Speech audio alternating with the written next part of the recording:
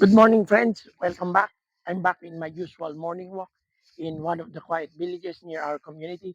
And just for you to get the look and feel of this village, let me just pan my camera.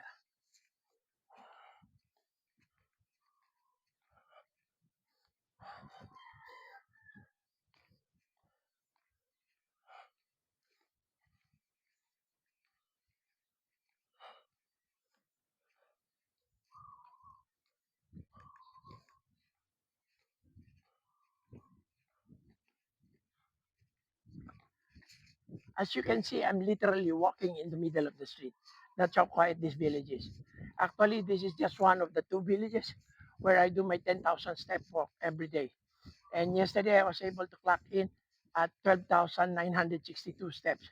The weather was good yesterday, so I had a good walk.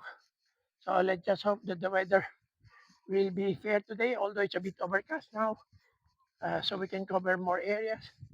And let's see how far my feet would bring me and how many number of steps will I be able to clock in today. Okay? See you and have a nice day.